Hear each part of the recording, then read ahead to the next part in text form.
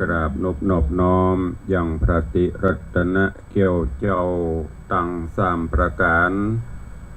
อันมีพระพุทธเจ้าพระสัทธรรมเจ้าพระสังฆเจ้าอันเป็นสรณะตีเปิ่งตีเคารพนับถืออันสูงสุดในชีวิตกราบคารวะแด่ไตรไวยสาปารมีธรรมพระมหาเถรานุเถระเจ้าคณะพระสังฆาธิการภิกขุสงฆ์สามเณรจุตนจุองค์ด้วยความเคารพ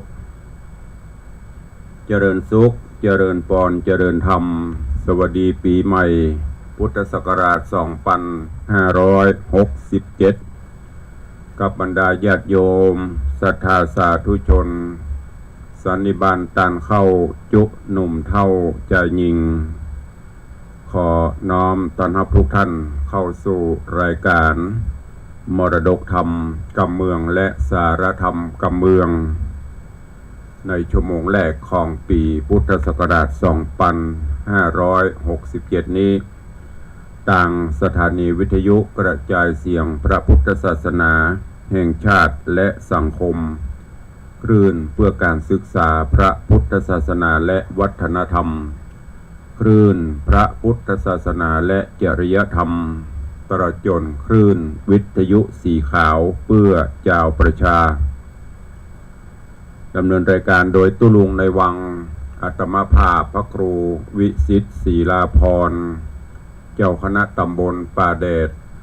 เจ้าอาวาสวัดวังสิงห์คำตำบลป่าแดดอำเภอเมืองเชียงใหม่จังหวัดเชียงใหม่เป็นผู้ดำเนินรายการพร้อมกันนี้ยกมือ10 นิ้วถวายการต้อนรับและเจริญพรต้อนรับเจริญพรปีใหม่กับครูบาอาจารย์ญาติโยมศรัทธา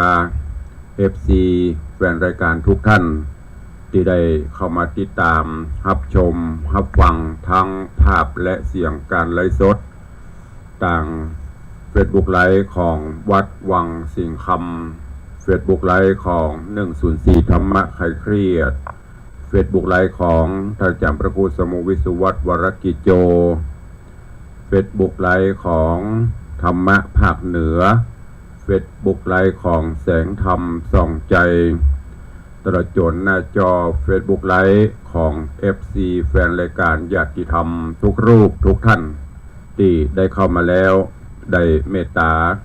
แชร์เสียงบุญแชร์เสียงธรรมนี้ไปยังกลุ่มเพื่อนๆของทุกท่านตัวปะกันวันนี้เป็นชั่วโมงแรก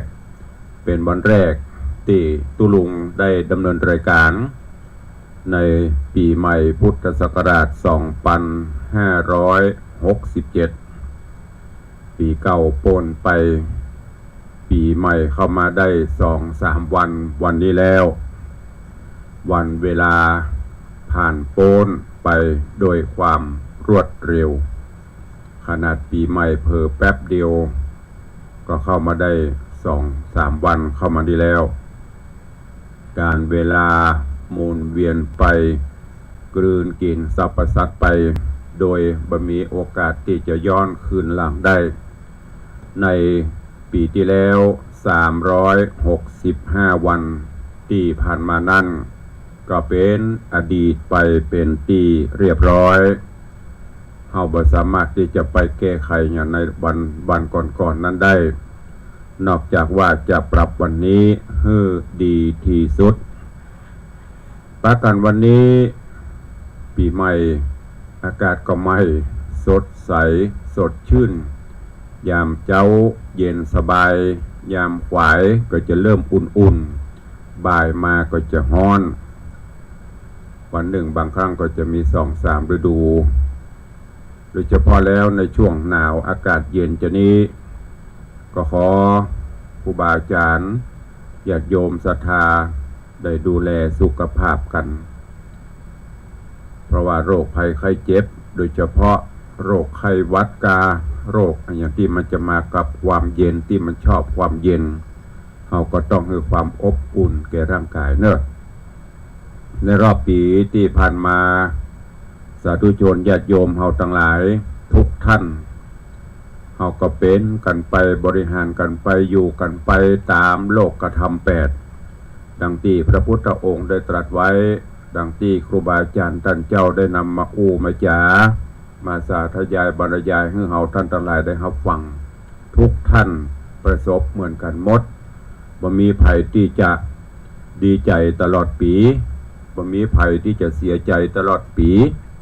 บ่มีภัยที่จะประสบความโชคดีตลอดปีก็จะต้องคละเคล้ากันไปมีสุขมีทุกข์ดีใจเสียใจบางวันก็ได้รับคำสรรเสริญเยินยอ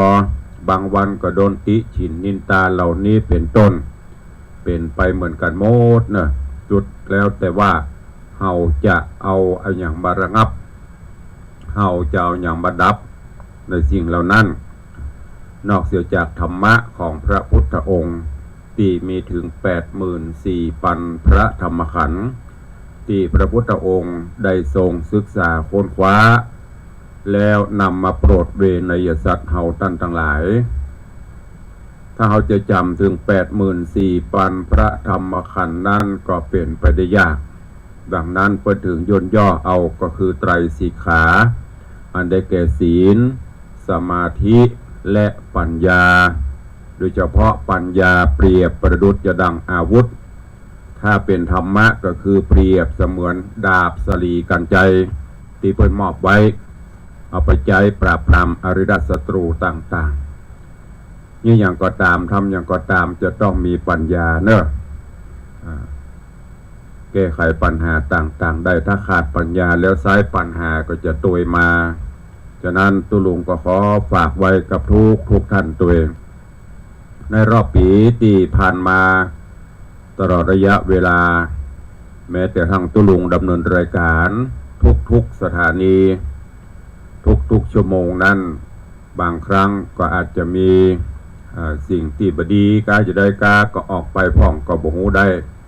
บ่ว่าจะเป็นทางกายต่างวาจาต่างใจโดยเฉพาะต่างวาจาบางครั้งบางคราวได้ได้จาอย่างออกไปก็กลัวจะเป็นวจีกรรมกับญาติโยมศรัทธาเพราะดังตำโบราณเพิ่นว่าจับใจแห้งบ่แน่นใจกาจับใจครูบาบ่ถูกใจพระน้อยบางเตื้ออย่างออกไปบางท่านเพิ่นก็ชอบบางท่านก็อาจจะบ่ชอบหากว่ากรรมใดสิ่งใดที่ตุลุงจาออกไปในระหว่างดำเนินรายการหรือทำเกี่ยวกับกิริยาได้ออกไปเนอก็ขอสุมาอภัยกับญาติโยม FC ตลอดจนครูบาอาจารย์ท่านเจ้าที่สดับรับฟังตัวเองเพื่อบ่ให้ได้เป็นบาปเป็นกรรมขออโหสิกรรมกันเนอะแล้วก็ปีใหม่ไทยเขาก็ขอกันแถมกรรมปีนี้ในรอบ365วันที่ผ่านมานั้นอาจจะมีอันใดที่มันบัสะทกที่มันบะปนห้องว่ากำเมืองบัสะโอกใจหรือบัทุกใจก็ขอสู่มาอภัยกับทุกท่านตัวเองปีใหม่เข้ามาได้2-3 วันที่แล้วเราก็จะปรับปรุงสิ่งที่มันบดีคือมันดีขึ้นแก้ไขต่างๆคือมันดีขึ้นอันนี้คือปีใหม่จะโยมทั้งหลายวันนี้ปกติว่าจะเทศเมืองพอไปพอมาเป็นวันพุธก็ต่างคลื่นสีขาวเปิดมอบถวายเวลาคืออาทิตย์ละ1 ชั่วโมงจะคือทุกวันพุธก็ต้องขอกราบขอบพระคุณเนอะกับท่านผู้อำนวยการทุกสถานีทุกเครือข่ายที่ได้มอบถวายเวลาให้กับต่างรายการตัวเองตลอดจน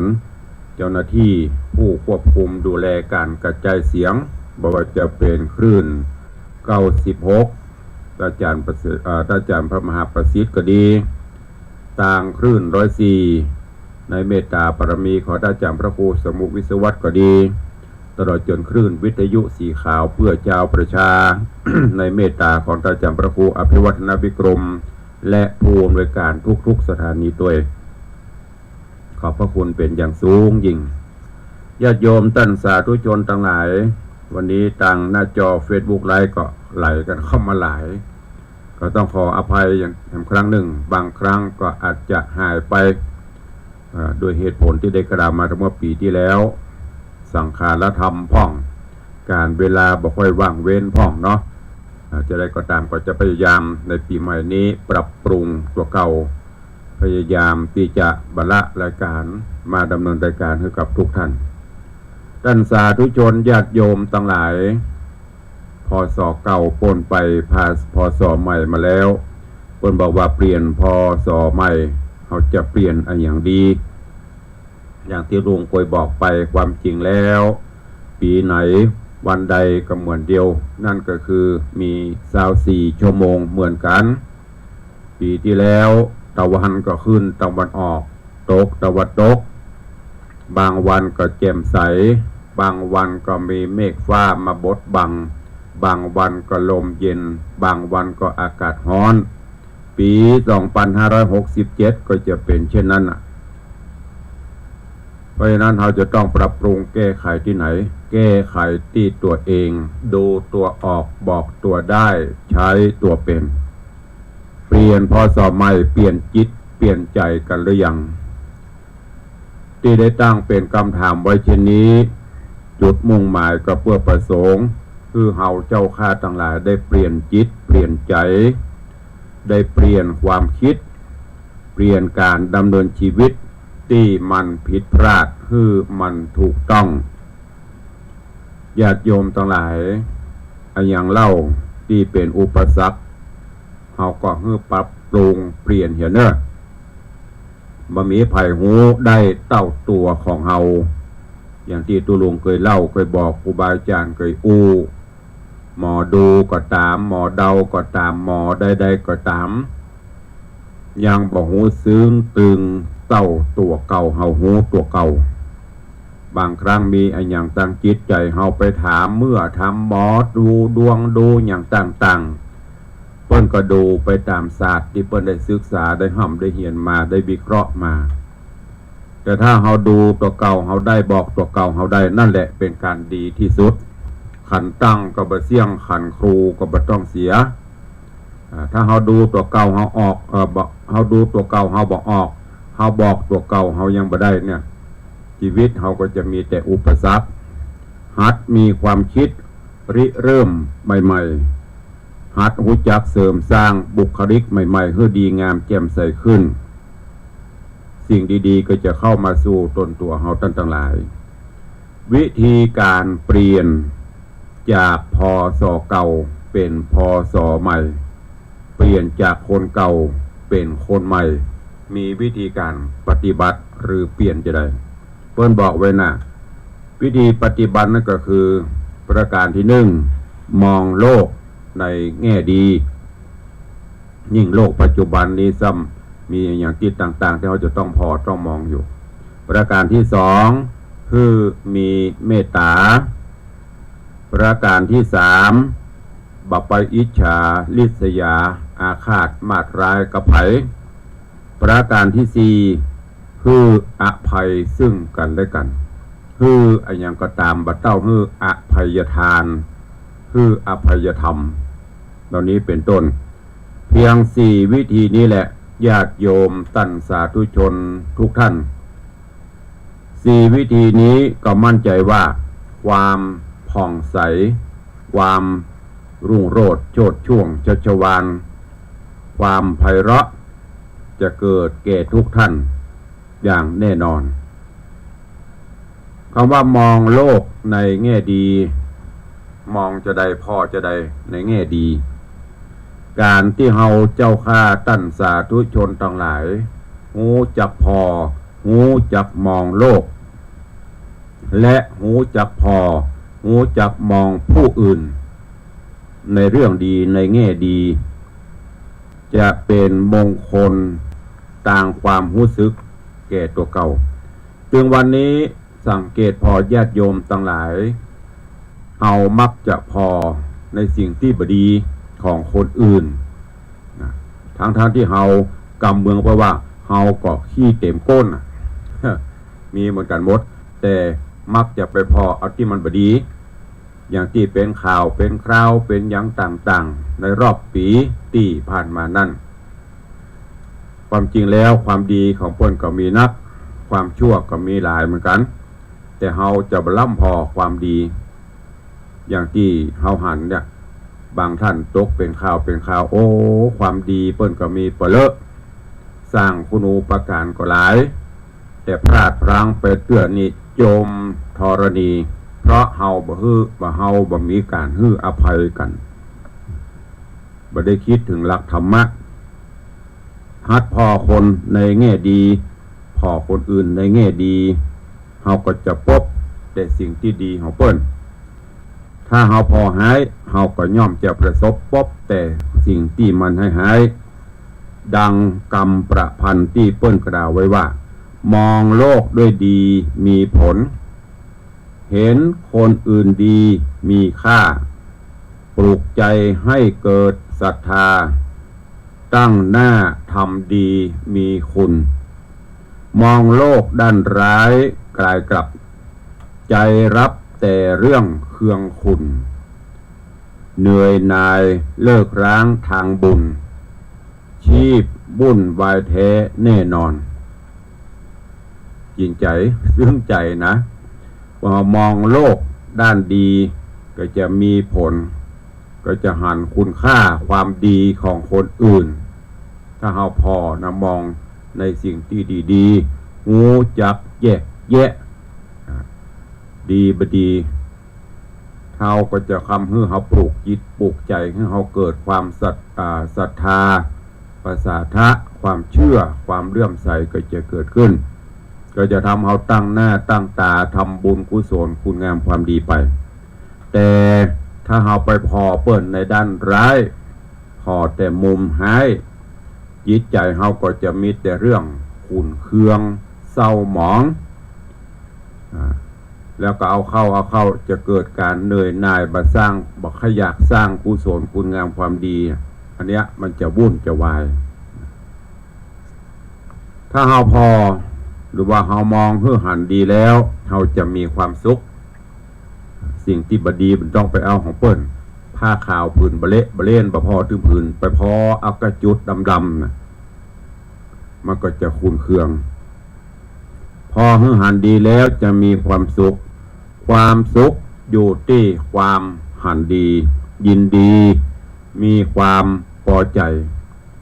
ดังที่เปิ้นกล่าวไว้ว่าพอใจในสิ่งที่ตนมียินดีในสิ่งที่ตนได้หรือพอใจตามที่มียินดีตามที่เขาได้มีความสุข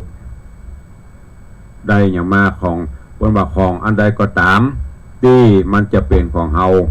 อยู่ปลายไม้อยู่แผ่ดอยมันก็ตกมันก็กลิ้งลงมาใส่มาฮื้อแต่อันไหนที่มันไม่ใช่เป็นของเฮาแม้กระทั่งนอนกอดอยู่ตึงวันมันก็ตึมใช่เป็นของเฮา เนี่ยถ้าเฮาฮู้ได้จะเนี่ยเฮาจะมีความสุขเฮาจะบ่ฟุ้งซ่านเฮาจะบ่ร่นราบ่ฟุ้งซ่านร่านโลนหาความสุขเพราะความบ่พอใจความบ่ยินดีความบ่หันดีในสิ่งที่ตนมีตนได้น่ะการมองโลกในแง่ดีน่ะมีคุณมีประโยชน์หันอันไหนที่มันดีหันอย่างต่างๆที่ประตักมาของดีมันมีเหมือนกันหมดหรอกแต่ละคนก็มีดีเหมือนกันหมดแต่จะดีด้านใดเฮาก็พอเอาด้านนั้นเพราะฉะนั้นเพิ่นถึงกล่าวไว้ว่าจะไปลืมว่ามองแต่ดีนั่นมีคุณค่ามีคุณจริงมันจะช่วยปรุงจิตปรุงใจให้ละเอียดละอ่อนละไมบทกลองเพิ่นบอกว่าสุขหรือทุกข์อยู่ที่ใจมิใช่หรือถ้าใจถือก็เป็นทุกข์ไม่สุขใสหากไม่ถือก็เป็นสุขไม่ทุกข์ใจเราอยากได้ความสุขหรือทุกข์นาหลวงพ่อพุทธทาสคุณก็ได้กล่าวไว้อาจารย์หลวงพ่อท่านเจ้าคุณพระเทพ อย่างก็วชิรธรรมก็ได้กล่าวไว้ประการต่อมาปีใหม่แล้วพศใหม่แล้วเพื่อเฮาตั้นทั้งหลายมีเมตตาต่อกันคำว่ามีเมตตาก็คือหัดฮักคนอื่นแล้วเฮาจะรู้ว่าความสดชื่นมันเป็นจะได้มีผลตรงกับเฮาเกลียดเฮาจังก็จะได้อยู่ด้วยกันไปเตอะญาติโยมทั้งหลาย มันอยู่ตัวกันบัดถึงร้อยหรือจะมีก็น้อยเต็มทีอันที่มันบดีก็เป็นถือว่าเป็นเรื่องกรรมภัยกรรมมันมองเอาดีๆพอเอาสิ่งที่มันดีๆมีเมตตาต่อกันบ่ต้องไปอิจฉาริษยาครอบภัยพระผู้มีพระภาคเจ้าได้ตรัสว่าอรติโลกนาสิกาความริษยายังโลกาหือพินาศที่มันเป็นตัวเรื่องเล่าถึงวันก็ส่วนหนึ่งเกิดจากความอิจฉาตาฮ้อนกันเนี้ยหันเปิ้นดีหันเปิ้นมั่งเปิ้นมีตัวเก่าน้อยอิจฉาตาฮ้อนอดทนบ่ได้ก็เกิดจิตใจเฮาก็ขุ่นมัวเพราะนั้นคือหัดยินดีปรีดากับคนอื่นที่เปิ้นได้ดีพ่องเปิ้นสร้างดี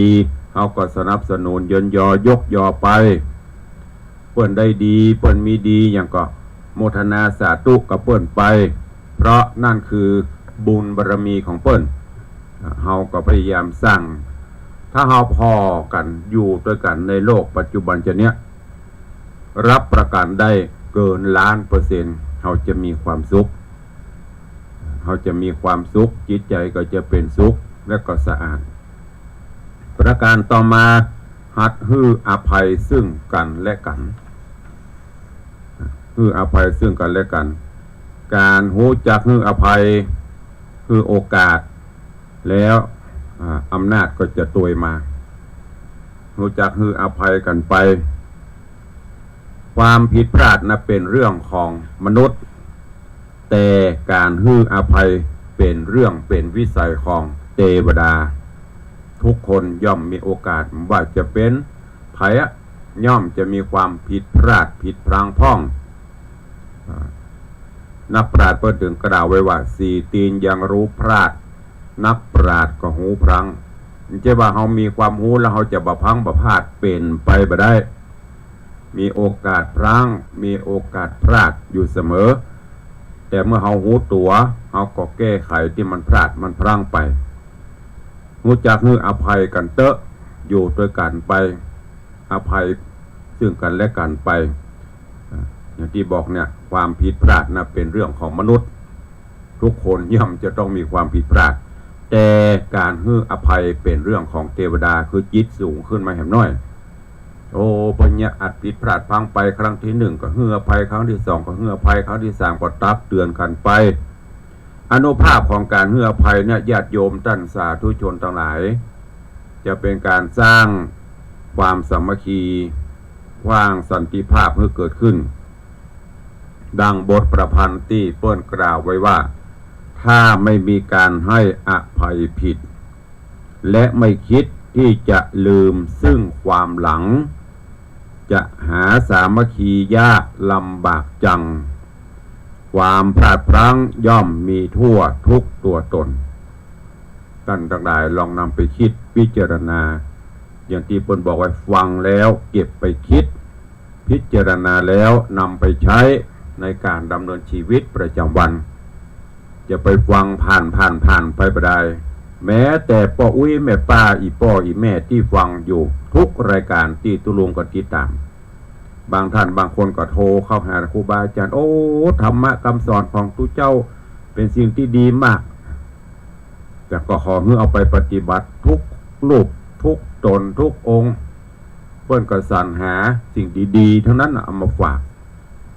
ฟังแล้วเราก็เก็บไปคิดใจฟังแล้วป้นไปเป็นองค์นั้นจบก็ลืมตัวก้นรูปใหม่องค์ใหม่ตนใหม่ผู้ดำเนินรายการใหม่เอาธรรมะมาฝากใหม่ก็เอาใหม่ติ๊ก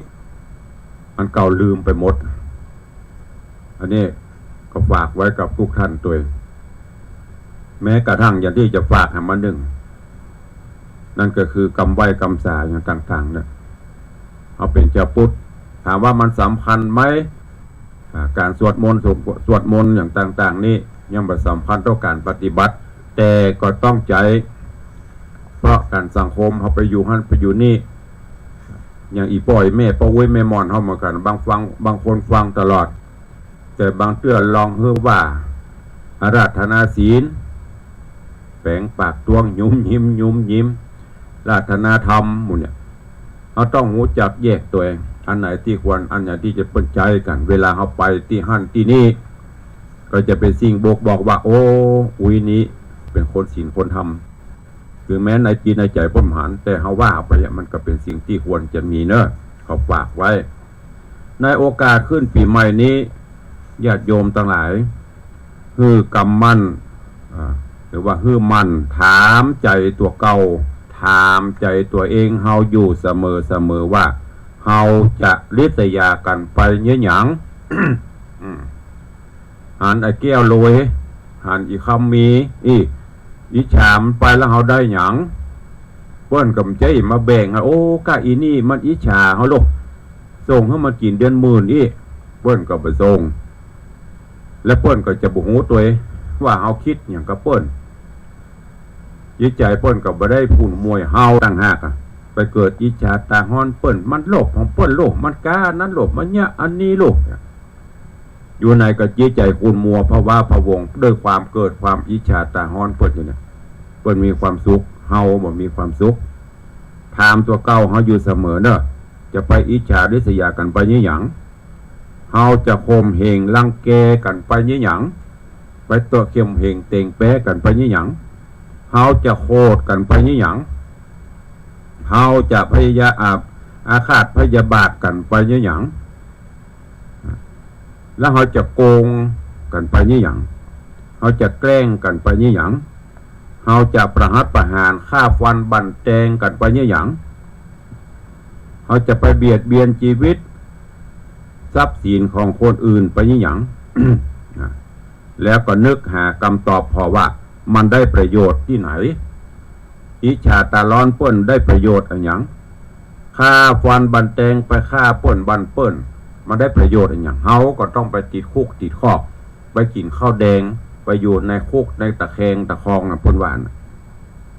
คนเฒ่าคนแก่พออ้วยมันก็ไปอยู่ขวางนกเอี้ยงประตูวัดเปิด24 ชั่วโมงมากันพออย่างวันขึ้นต้นปีใหม่นี่ทุกวัดเปิ้นจัดพิธีเจิญประกาศแหมแจกรางวัลแหมก็ยังไปกันเตื้อเนี่ยปีใดพศใดเฮาบ่เปลี่ยนแล้วเฮาจะไปเรียกร้องหาความสุขที่ไหนเทวดาองค์ใดจะมาช่วยเฮาอย่างรายการอื่นที่เมื่อวันน่ะคนไทยเฮานี่ชอบอ้อนวอนแต่บ่ชอบปฏิบัติสายมูสายนั่นสายนี้ป้ากันไปไหว้ไปขอพรแต่ตัวเองไม่ปฏิบัติเพิ่นถึงบอกว่าอัตตาหิอัตตาโนนาโถเปิ้งตัวเก่าเสียก่อนแล้วก็ไปคอยช่วยเหลือคนอื่นเปิ้นจะสนับสนุนฮือแม้แต่ผีสางนางไม้ญาติโยมทั้งหลายเปิ้นก็มีจิตพอหรอกโอ้คนนี้มันหิมันหาแต่โลกมีศีลมีธรรมถึงแม้จะทุกข์จะยากแต่โลกแต่คงจะเป็นด้วยบุพกรรมของเขาเพื่อนก็ยังช่วยอยู่พ่อง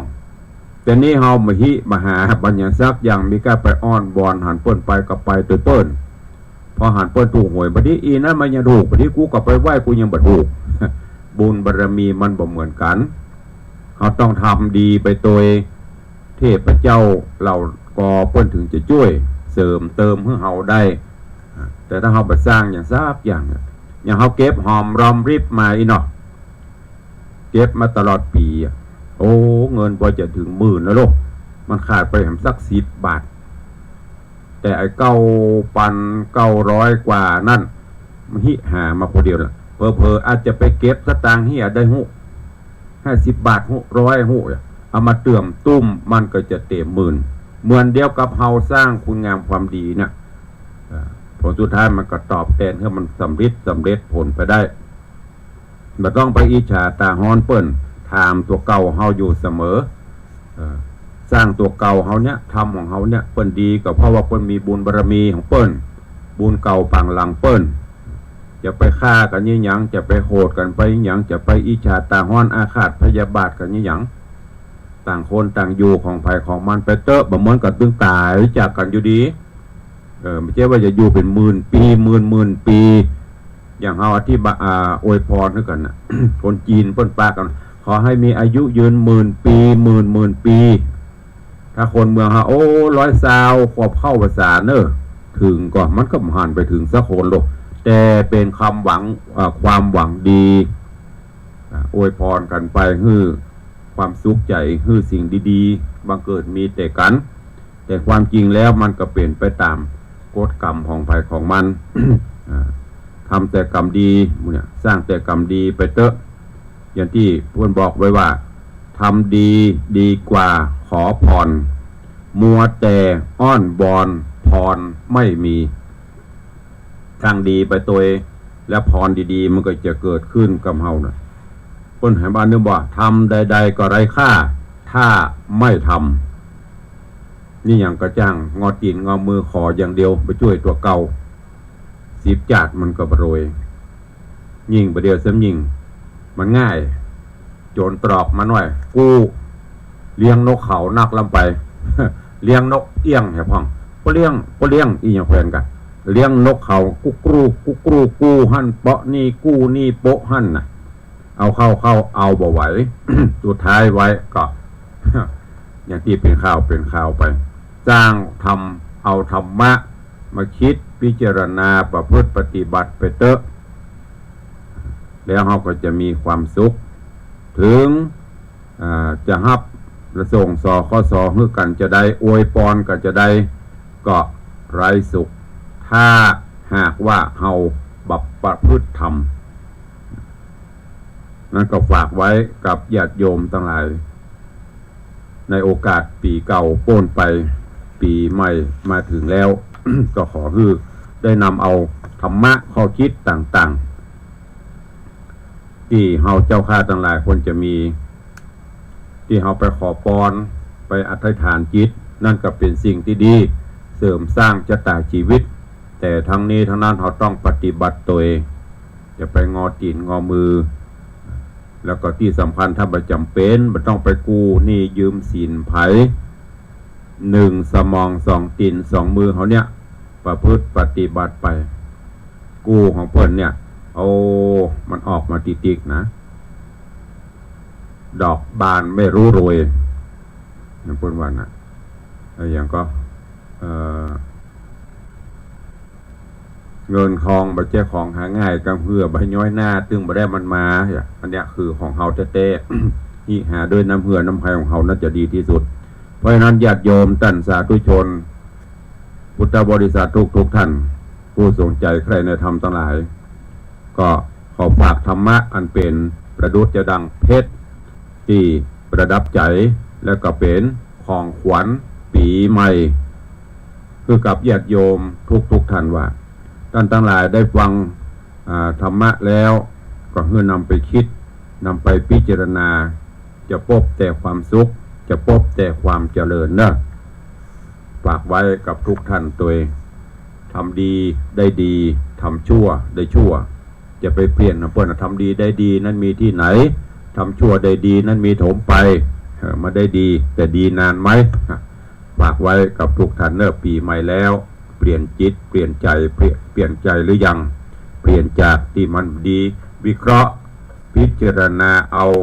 ไม่มีใครไหนเล่าจะรู้ตัวเราเท่ากับตัวเรานะตัวเจ้าฝากเน้นตลอดเฮาเนี่ยหูตัวเก่าเฮาอย่างวันเนี้ย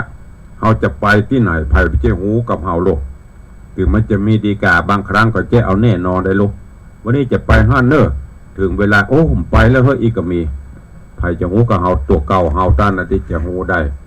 ฝากไว้เป็นข้อคิดในโอกาสปีใหม่พุทธศักราช2567นะก่อนที่จะได้ไป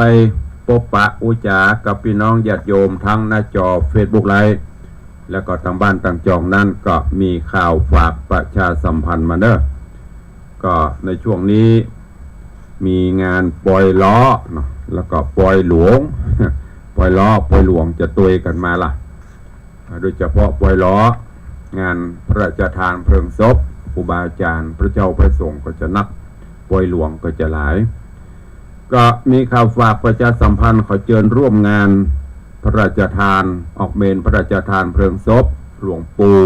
พ พระครูอุปถัมภ์ศาสนคุณเนอะอดีตเจ้าอาวาสวัดป่าแพ่งตำบลจางม้อยอำเภอเมืองจังหวัดเชียงใหม่ซึ่งก็จะได้มีพิธีพระราชทานเพลิงศพตั้งแต่วันที่15 มกราคมนำสรีระสังขารหลวงปู่บำเพ็ญบุญกุศลตลอดจนอาราธนาสรีระสังขารหลวงปู่ลงนอนผาซากเริ่มตั้งแต่วันที่15ไปจนถึงวันที่21นะวันที่21ก็จะเป็นพิธีพระราชทานเพลิงศพณที่เมรุชั่วคราวสนามโรงเรียนเทศบาลวัดป่าแพ่งเชิญชวนสาธุศิษย์ญาติโยมศรัทธาร่วมงานนี้โดยทั่วกันเนอะนี่ก็อาจารย์เปิ้นฝากประชาสัมพันธ์มาก็ได้จาประกาศให้ญาติโยมทั้งหลายตัว ก็จะมีงานป่วยหลวงป่วยลามแถมหลายที่เดี๋ยวตุลุงก็จะค่อยทยอยเอามาประกาศประชาสัมพันธ์เนอะขอบคุณกับญาติโยมทั้งหลายเนอะที่ได้อุปถัมภ์กำจูทำนุบำรุงพระพุทธศาสนาได้มากินห่วมตานเติงกับตุลุงกับวัดวังสิงห์คำตลอดระยะเวลาที่ผ่านมาตลอดปีที่ผ่านมาบอกว่าจะเป็นงานนั่นงานนี้บุญกุศลต่างๆที่ตุลุงได้ประกาศประชาสัมพันธ์ไปล่าสุดที่ผ่านมางานทำบุญอายุวัฒนมงคล60 ปีก็ได้รับเมตตาจิตเมตตาธรรมจากทุกท่านสาธุชนญาติโยมทั้งหลายเป็นอย่างดีตุลุงก็ขอขอบคุณอนุโมทนาบุญตัวเองแล้วก็ขอฝากไว้ตลอดไปเนอะตราบใดที่เฮายังมีชีวิตอยู่จะได้สร้างบุญกุศลร่วมบารมีธรรมตัวกันไปจะเนี้ยอย่างที่ได้บอกไปตะกี้บางครั้งมันมีอะไรอย่างผิดพลาดผิดพลั้งไป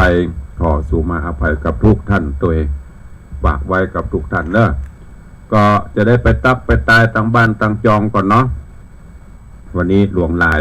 ก็เดี๋ยวเผื่อมีเวลาจะให้อวยพรกันในวิทยุโดยพ้องก็ทางหน้าจอ Facebook ไลฟ์ก็เข้ามากันนะวันนี้ครูบาอาจารย์ท่านเจ้า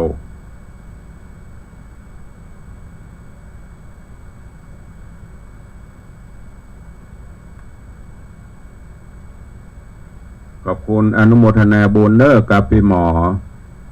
มัทนาอัมพันธ์กราบไหว้สาเจ้าหลวงพ่อธรรมพระครูสาธุเจริญปอนคุณโยมสรินทิพย์บุญเลิศกราบไหว้สาเจ้าสาธุเจริญปอนกับพี่ไอ้ปฏิบัติยาสมุทรพี่ไอ้ตายเนอะจกดีปีใหม่เจริญพรตัวเองเจริญพรคุณโยมสุจินน้ำพี่สุจินดาวประพันธ์กราบไหว้สาเจ้าเจริญพรปีใหม่เนอะเจริญพรน้องอังคณาหรือว่าโยมอังคณาใจมงคลน้องเจี๊ยบอยู่สวีเดนเตรียมสตางค์ไว้เนอะปุ้นเดือนพฤษภาตุลุงจะไปเอาเงินอย่างพวกเงินปอนเงินอย่างพวกนะเตรียมไว้เนอะถ้าไปถึงตะปูนเดี๋ยวจะกริ่งไปอยู่ที่ไหนเอ่ยเอามาส่งร่วมทำบุญตัวเองต้องมาละเดี๋ยวตุลุงจะไปเองปุ่นเดือนพฤษภาปุ่นเจริญปอนพินานล่าเนอะ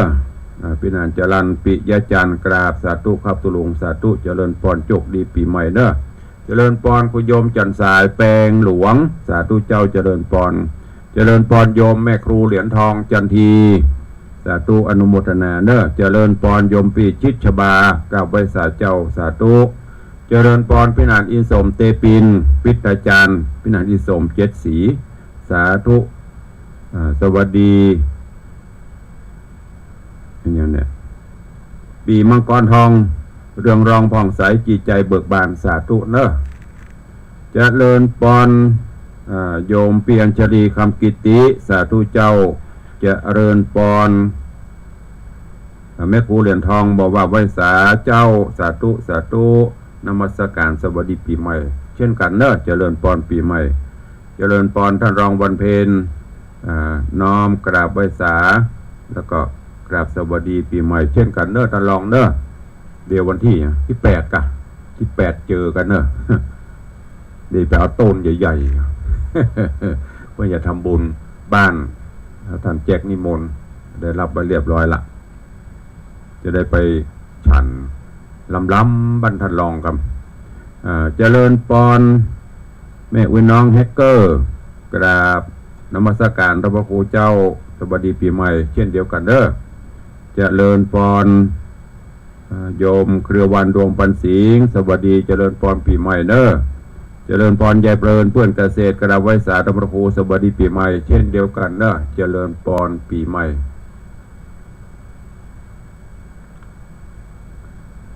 เจริญพรโยมพี่คำใสธนงศักดิ์ศรีสกุลสาธุเจริญพรเอาปีเนอร์จกดีปีใหม่อยู่ดีมีสุขเหมือนกัน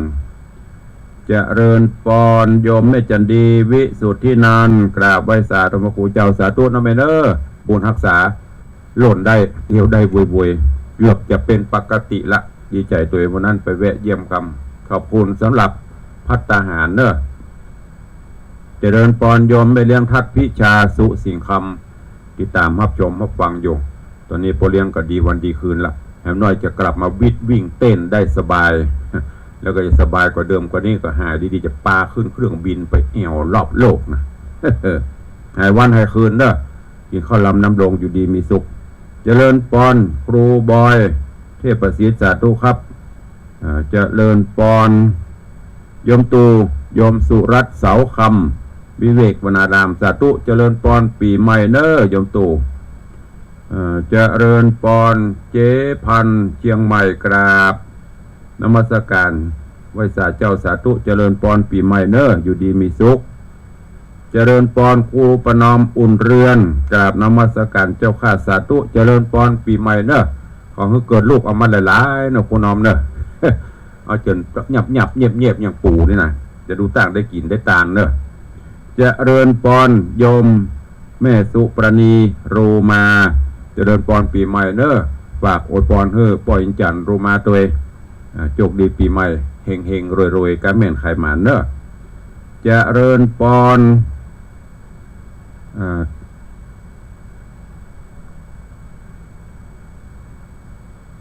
โยมอะไรอย่างนี้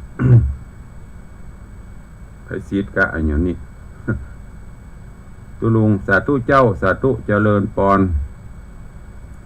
กราบน้อมไหว้สาธุลุงปังแงะเนอะสาธุกราบขอบพระคุณที่เข้ามาติดตามรับชมรับฟังหลายท่านหลายคนวันนี้ผิดพลาดหรือว่าตกหล่นไปกราบประธานอภัยตัวเนอะอวยพรปีใหม่กันปีใหม่แล้วขอให้ทุกท่านกราดเคล้วจากความจนความทุกข์ความยากต่างๆเคล้วคลาดไปปีใหม่แล้วขอให้โจกใจแก้วไหลหลังเข้ามาเนอะเงินเต็มทองเงินเต็มบ้านเต็มจองทองเต็มให้เต็มนาเนอะไหลเข้ามาโลกาขายกาแม่นขายหมานเดินทางไปไหนก็ขอให้เกลียวกราดปลอดภัยตัวเอาละจะไปตั้งบ้านเด้อตั้งบ้านตั้งจองก็เดี๋ยวจะน้อยใจตุลุงบัดตักบัดตายก็อีน่ะใครจะอู้จะจะจากกับตุลุงเด้อตั้งบ้านตั้งจองโทรศัพท์เข้ามาชั่วโมงนี้เป็นชั่วโมงแรกของการจัดรายการวันนี้ตั้งคลื่นสีขาวลิงวันเนอะถ้าลิงใครฟังอยู่ที่ไหนเมตตาโทรแจ้งเข้ามาตัวเพราะว่าปกติ ท่านอาจารย์พระครูเพิ่นจะบอกวันนี้ปกติ0817836540อ้าวตั้งบ้านตั้งจองไผ่ฟังอยู่พ่องปีใหม่ชั่วโมงแรกวันนี้กำลังใจจะมีอยู่ไหมหรือว่าจะหายหมดละมีไหมเดี๋ยวเวลาแถมประมาณ5 นาทีเปิดโอกาสให้ตั้งบ้านได้ได้จ่าตุลุงบรรยายวันนี้นำสาระข้อคิดเรื่องราวดีๆมานำเสนอมาฝากเปลี่ยนพศใหม่เปลี่ยนใจหรือยังถ้าบ่เปลี่ยนก็เหมือนเดิมวันเวลาพ้นเหมือนเดิมนั่นแต่เราต้องเปลี่ยนอย่างที่ตุลุงบอกไปแต่กี้ปรับปรุงเปลี่ยนแปลงเรื่องราวต่างๆนิสัยก็ต้องเปลี่ยนนี่อย่างตุลุงก็เปลี่ยนให้มันดีขึ้น อันไหนที่ดีอยู่แล้ว ก็ให้ดีขึ้นไป ดียิ่งขึ้นไป อันไหนที่มันบ่ดี ปรับปรุงเปลี่ยนแปลง ถ้าไม่รู้จักคำว่าปรับปรุงเปลี่ยนแปลง ก็บ่ต้องไปเสาะแสวงหาความสุขเนอะเจริญปอนข้าพเจ้าตุลุงโรจากวันฮงนะเจ้าในการ วันนี้ฟังคลื่นไหนสีขาวกัด8.75ไม่ใช่ตรงสักเจ้าโอ้ดีมากแสดงว่าคลื่นสีขาวบนลิงอยู่สาธุเนอะจกดีปีใหม่สาธุจกดีปีใหม่เจริญปอนแม่จันดีเจริญปอนนมัสการสวัสดีปีใหม่ขออวยพรให้ท่านพระครูมีความสุขความเจริญอายุมั่นขวัญยืนเนอะสาธุพุทธศาสนาไปมันเมินมาเอาคนปีเอา100 ปีก็พอสาธุนะแม่เนอเช่นกันแม่มีสุขภาพสมบูรณ์แข็งแรงอยู่ดีมีสุขเนอเป็นลมโพลมใสตุลูกพระหลานลมโพลมใสพระศาสนาเนอสาธุนะของท่านมาคุมเนอผู้ควบคุมทุกคนฟังทับชมรายการท่านมาครูนะคะถึงคนเลี้ยงเนอเขาคนอยู่ดีมีสุขข้างหายไปไวเนอพอเลี้ยงสาธุแดนพอเลี้ยงเจ้าอนุโมทนากับแม่เนอสาธุพอหลวดอวยพรฮือพอเลี้ยงแม่เลี้ยงตัวพอเลี้ยงไปเลี้ยงฟังจะชื่นใจอ้าวสาธุเจริญปอนกับพระราชการจ้าจากตังใดจ๋าจากสักกาแฟร้านตองเจ้าร้านตองเนาะเจ้าฟังท่านพระครูเข้าใจดีนะเจ้าอนุโมทนาฟังไปแล้วก็เอาไปสอนลูกสอนหลานเนอะเจ้าอนุโมทนาโชคดีปีใหม่นะแม่เนอบุญรักษาเจ้าสาธุเจ้าเจริญปอนเสือใต้เจ้าสาธุเจ้าสวัสดีแบบสวัสดีปีใหม่เจ้าท่านเป็นร่มโพล่มใสของศรัทธามันมาเลยเจ้าสาธุบุญรักษามากันเนอะแม่ก็มีความสุขกายสุขใจสุขภาพปรานามัยสมบูรณ์แข็งแรงเนอะสาธุโยมแม่ปราณีพยัคฆ์ไคหพลเสือใต้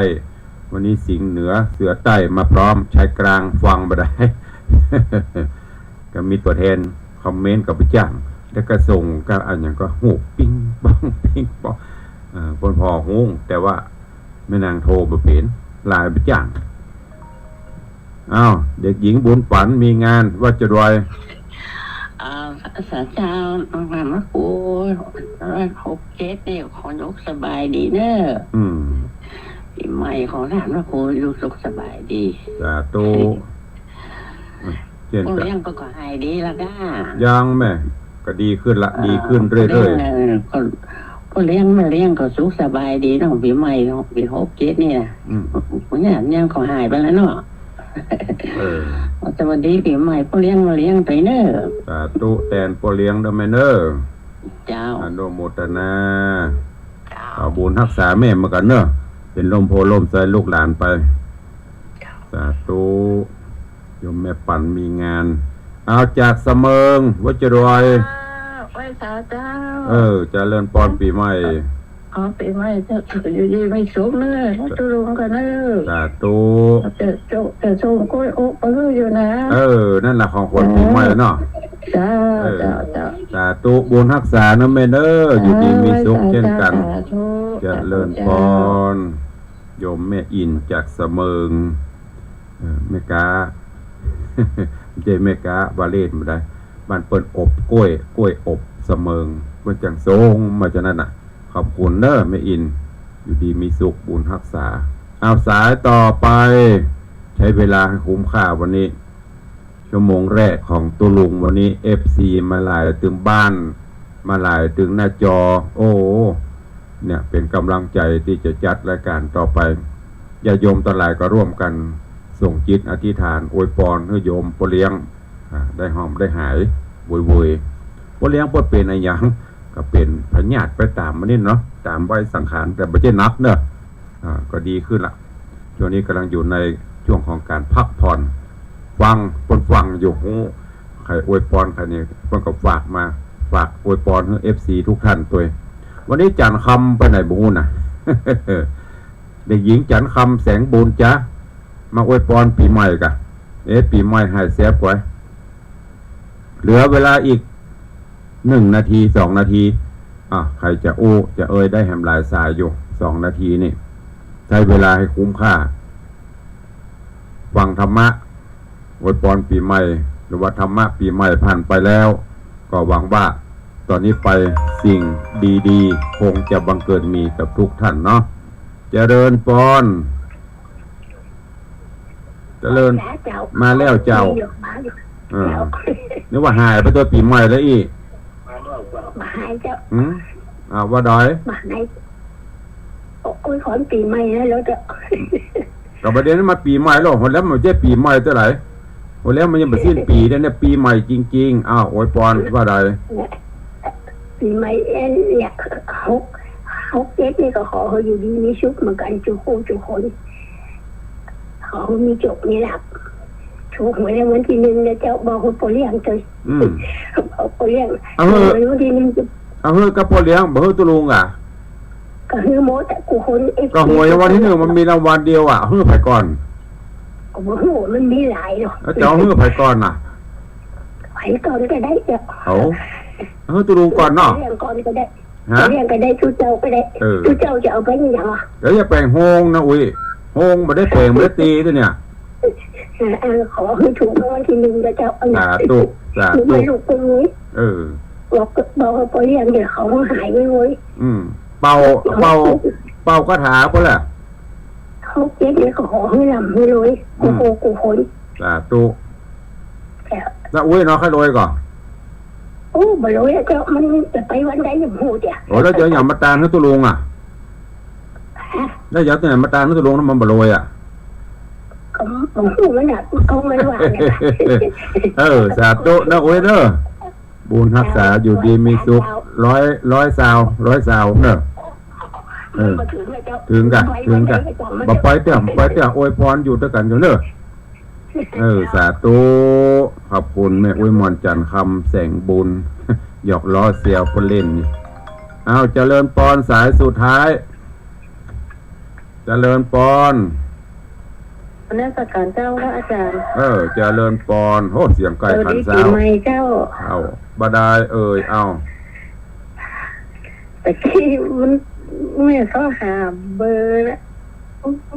มาปะบะเดียวนี้เจ้าอะไรจ้าเป็นน้อยเจ้าจากไหนแน่แม่หยังแม่อยู่ลำปางเจ้าอยู่ลำปางหนาบ่สาธุอยู่ดีมีสุขโชคดีปีใหม่เนอะเจ้าแต่ว่าอาจารย์ก็เหมือนกันนะเจ้าสาธุสุขภาพตัวเจ้าอนุโมทนาจากเมืองลำปางหนาไปปะเมืองเป่แห่ระเบิดวันนี้เวียงปับเป่ามีมาซักสายก่อนอวยพรปีใหม่ตุลุงให้ก้ายตุลุงละดักปิ้งบินบอยป้านานประเสริฐกระหายเฮ้ยเอาละเนาะเวลาหมดเวลา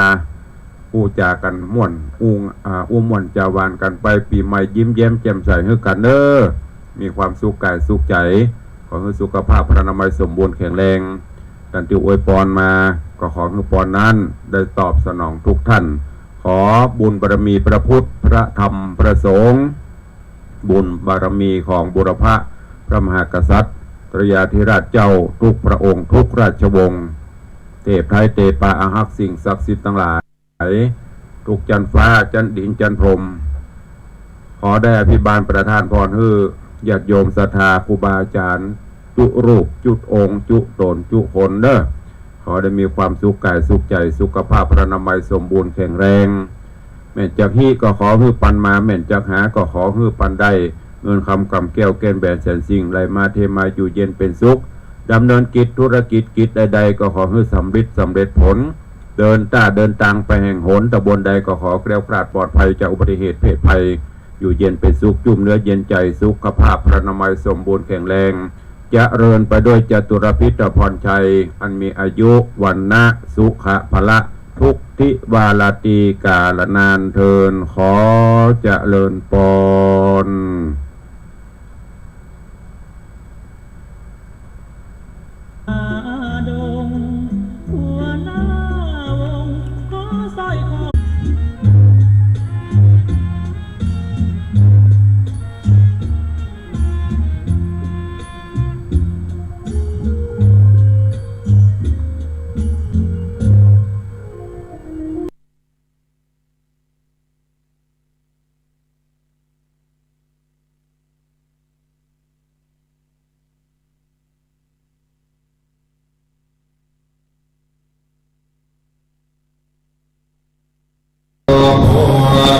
ยะโมเตตา